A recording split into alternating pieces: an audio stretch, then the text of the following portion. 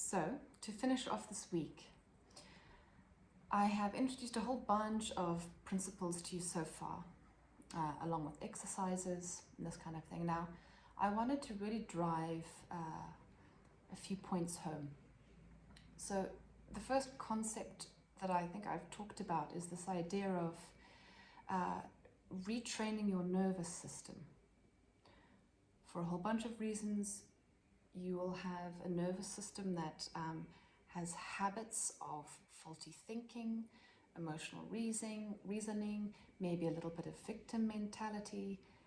A lot of those things would have been taught to you by your parents, by schools, maybe by church, maybe by good friends.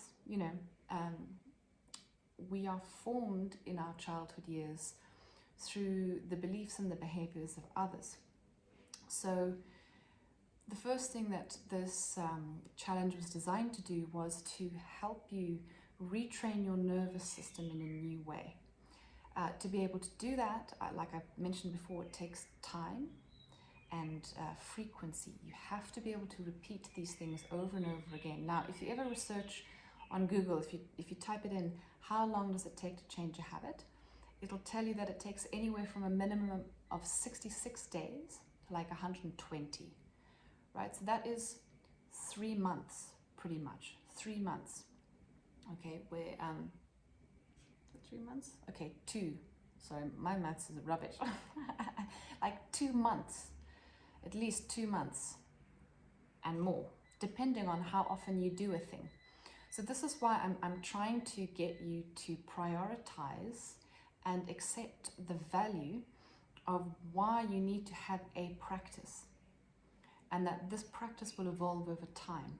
Okay, your needs and your areas of healing and progression will change. So this is a foundation. Okay, so I hope that I have conveyed that it's so important, and I bang on about it often, because a lot of the time people will try something for a bit, maybe get some benefit, and then stop.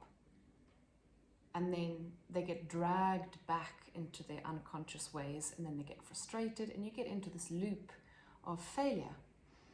So if those are the things that make you fail, we've got to do the things that make us succeed. Yes? So, religion has been very good at this. They worked out a very long time ago about how you can indoctrinate people. And in a sense, you're doing your own indoctrination for yourself. Okay, so, the Muslims do prayer twice a day. Christians do meeting on a Sunday every week, plus other things. There's all these ways of regularly giving you information. Okay, it's the way we learn is through repetition. Okay, so the only thing that you're now becoming more conscious of is, what do you want to change? How do you want to change it? And then are you willing to commit to practicing those yourself? Okay, so that's one of the concepts I wanted to just go over a little bit more. The second one is, every single one of us has had some kind of traumatic issue from the past. It'll vary in degree.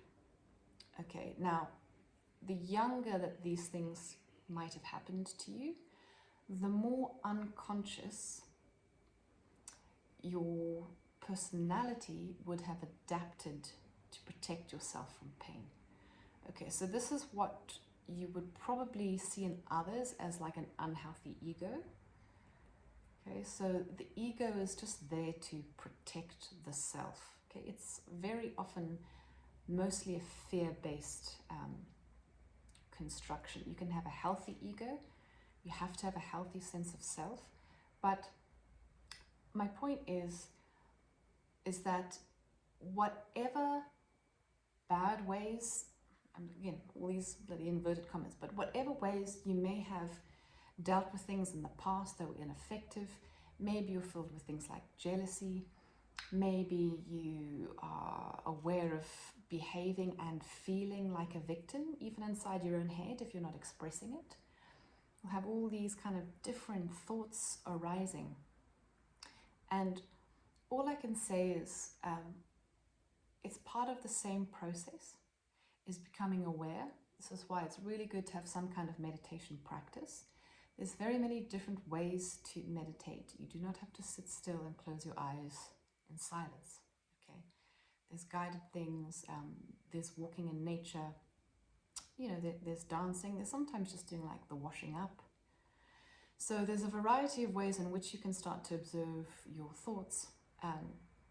And we've practiced a little bit having like a kind inner voice and being kind to yourself, because a lot of those thoughts you think are your own, but they are not.